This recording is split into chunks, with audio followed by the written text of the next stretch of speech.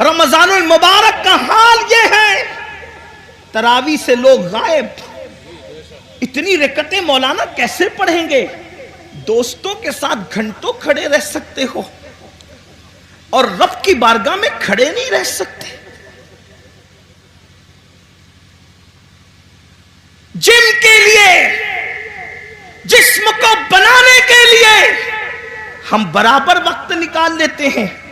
मैं अपने जवानों से कहता हूं बिल्कुल जिम करो, वक्त निकालो, लेकिन यह भी कहता हूं जिस्म बनाना है तो जिम जाओ, और अगर कब्र के कीड़ों से जिस्म को बचाना है तो मस्जिद में आओ। सुभान अल्लाह, सुभान अल्लाह।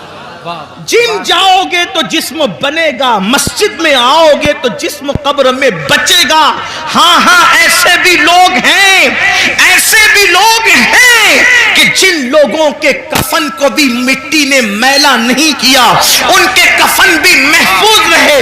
अरे दूर कहां जाते हैं और किधर जाते हैं? यही मुरादाबाद की सरजमीन है, और इस सरजमीन पर एक अल्लाह रब्बुल इज्जत का ऐसा बंदा जो अपने वक्त का अजीम आशिक रसूल था, जिसे दुनिया, और वो भी अल्लाह अकबर, मुजाहिदे हुर्रियत, मुजाहिदे आजादी 1857 का वो अजीम हीरो, जिसने इनकलाब में अपना खूने जिगर दे करके अल्लाह अकबर इसी मुल्क की आजादी के लिए बुनियादें फराहम की, उसे दुनिया सज्जद किफायत अली काफी मुरादाबादी के नाम से जानती और पहचानती है।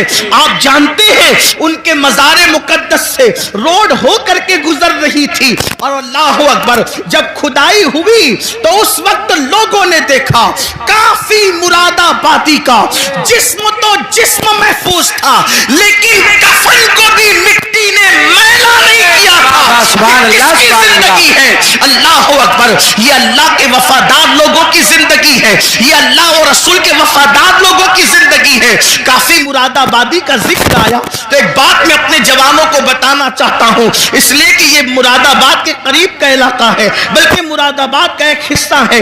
थोड़ा सा याद रखना, हमने अपने असलाफ को भुलाया। मेरे प्यारे आका अलैहिस्सलाम के प्यारे दीवानों, हम बहुत इश्क रसूल की बात करते हैं, हम बहुत मोहब्बत रसूल की बात करते हैं, लेकिन बड़ी माजरत के साथ बड़े बड़े उलमा मौजूद हैं, हजरत मुफ्ती साहब किबला भी यहाँ मौजूद है। अगर मैं गलती करूं, हालांकि मेरा कोई इल्मी मेयार नहीं, मेरे तकवे का कोई मेयार नहीं, मैं आप सबसे ज्यादा गुनहगार हूं, इल्मी हैसियत भी मेरे पास कुछ नहीं, लेकिन मैं आपके सामने ये बात रखना चाहता हूं, जितना हम इश्क रसूल का दावा कर रहे हैं उतना इश्क मुस्तफा में हम कमजोर हैं। याद रखना, जिस दिन मुसलमान सच्चा आशिक रसूल बन जाए, हम नारे वाले आशिक बने, हम खिचड़े और शरबत वाले आशिक बने, हम बिरयानी वाले आशिक बने, लेकिन हमने सच्चे इश्क रसूल की तरफ कभी कदम नहीं बढ़ाया।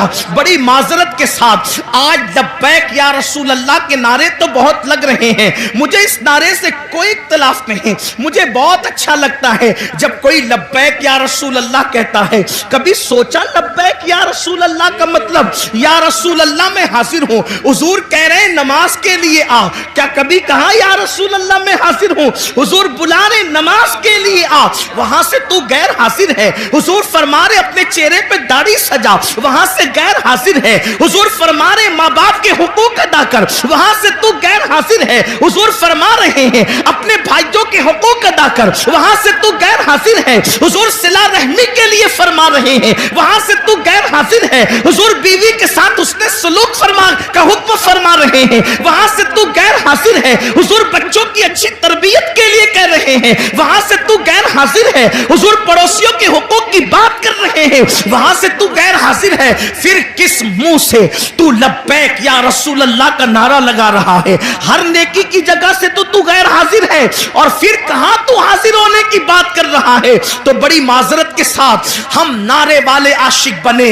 हम लोग अपनी तबीयत के आशिक बने, मगर याद रखो उस शाख तो वो थे कि जब रसूलुल्लाह के मुनादी ने ऐलान किया चलो मुस्तफा जाने रहमत सरों के नजराने को लेकर के बुला रहे हैं, तो पहली पहली रात की दुल्हन को छोड़ करके सर कटाने के लिए वो जवान आ जाता है, वो सर कटाने आ जाते थे, हम सर झुकाने के लिए आने को तैयार नहीं है।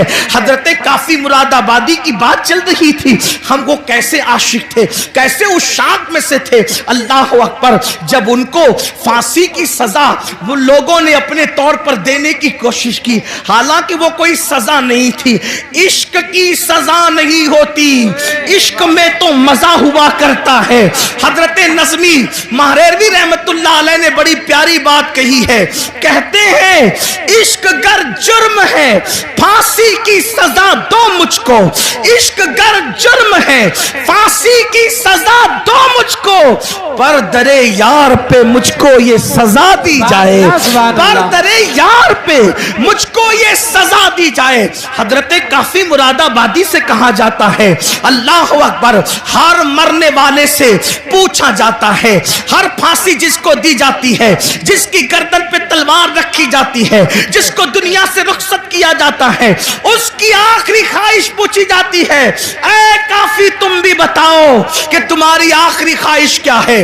अल्लाह अकबर, आप मुझे बताएं तो सही, अब जिंदगी बाकी न रहेगी, जिंदगी का चिराग गुल हो जाएगा, अब जिंदगी की रानाइयां न रहेगी, जिंदगी का की बहारें उजड़ जाएगी। और उनसे पूछा जा रहा है, काफी तुम्हारी आखिरी ख्वाहिश क्या है। देखो उस शाख ऐसे होते हैं, इनकलाब इनसे आता है, इनकलाब ऐसे लोग बपा करते हैं। अल्लाह अकबर, जब हजरत काफी मुरादाबादी को कहा गया आखिरी ख्वाहिश क्या है, तो फरमाते हैं पूरी जिंदगी अपने नबी की नात लिखता रहा, आखिरी ख्वाहिश यही है कि दुनिया से जाते जाते मैं अपने नबी की एक नात में इजाफा करते जाऊं। और आप अंदाजा करें, ये जमीन अहले इल्म की जमीन है, इनसे पूछो अगर बच्चा पास में बैठ के रो रहा हो, तो अगर शेर की आमद होती है तो किसी के रोने की आवाज ही से शेर की आमद खत्म हो जाती है, अशआर फिर जहन में नहीं आते। लिखने के लिए सुकून चाहिए, लिखने के लिए